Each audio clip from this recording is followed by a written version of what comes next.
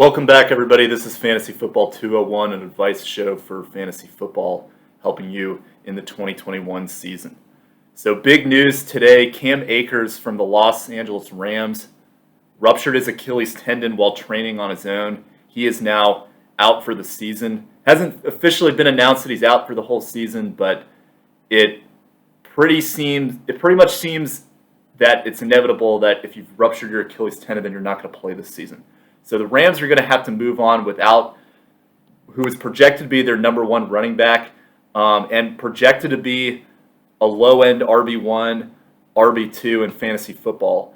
So who could fill in, and where do you go from here? So hopefully you haven't done any drafts yet for redrafts. In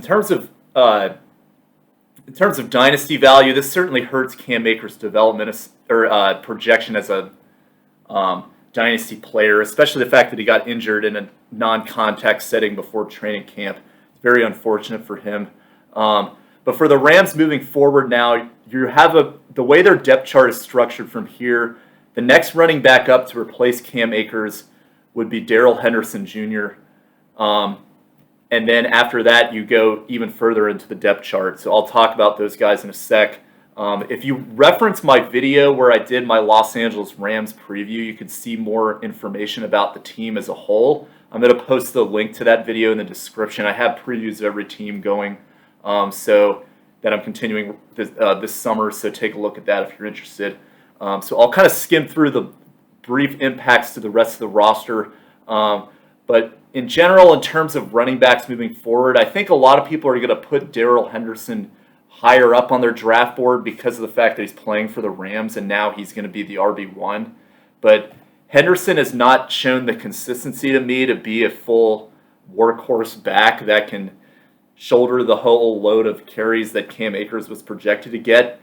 In fact, I wasn't even fully certain if Cam Akers would even get a full load of shares anyway, and that it still could have been a committee. But now that he's injured, I think it's especially going to end up running back by committee, much like it was prior to after Todd Gurley left the Rams. So I'd project something like that will happen. So Darrell Henderson Jr. has some value. He did have some okay games last year. Which he played pretty well, specifically against Buffalo. He had 20 carries, 114 yards, and a touchdown. He also gave them some decent PPR games from time to time. Against the Washington football team, he had 3 receptions, 30 yards, and a touchdown. In a Philadelphia Eagles game, he had 2 receptions for 40 yards, but he's not very consistently producing as a PPR back.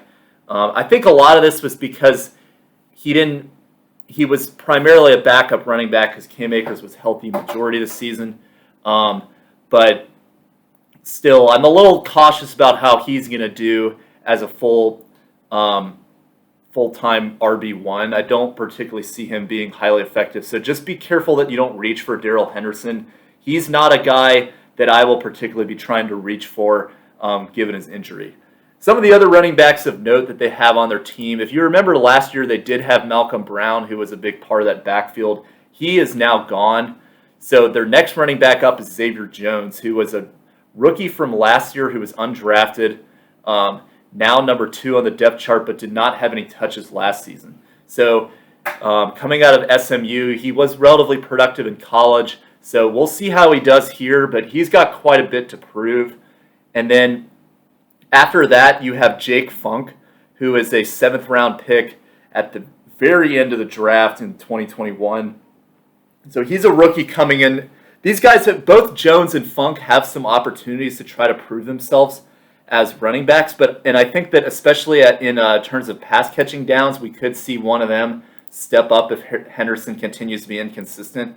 So we'll see what happens there. But my overall projection is that it's going to be a very cloudy backfield. Another guy that they have is Raymond Calais, who was another 7th-round pick who was actually drafted by Tampa Bay in 2020. So he's coming over to Los Angeles now. So a lot of running backs that are unproven. We'll see what the Rams decide to do.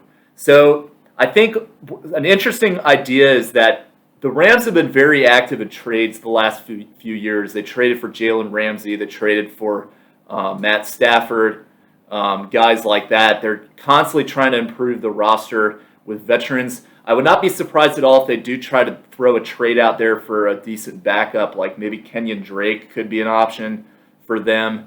Other guys that come to mind is they could try to see if they can throw an offer at like Sony Michel from New England, things like that. They've got some different options in terms of veterans that they could look at as well that could be beneficial to them. So I would not be surprised at all if they do decide to take the trade route as a potential course of action. Personally, what I'm looking for is that I would really like to see them sign Adrian Peterson. He's still a free agent. I really would like to see him have an opportunity to compete for a championship. He's such a hard worker. He's going to have a lot of opportunity if he does get signed by the Rams.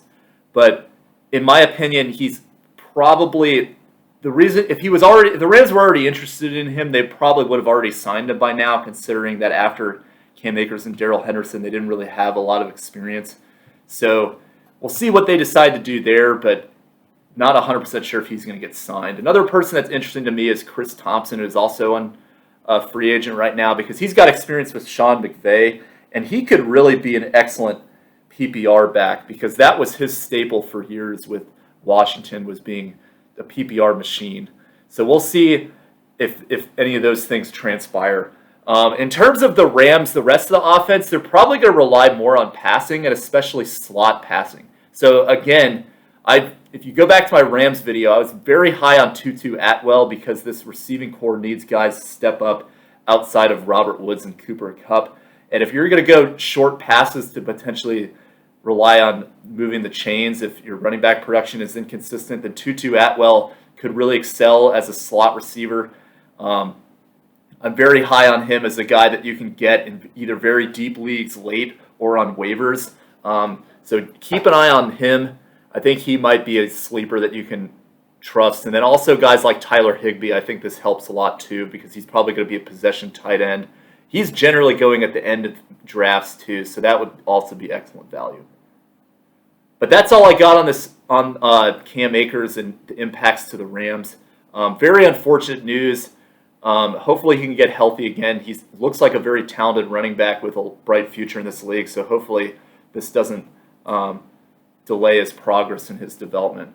But if you're interested in more videos like these, please check out my channel. I talk about fantasy football, doing team previews all summer.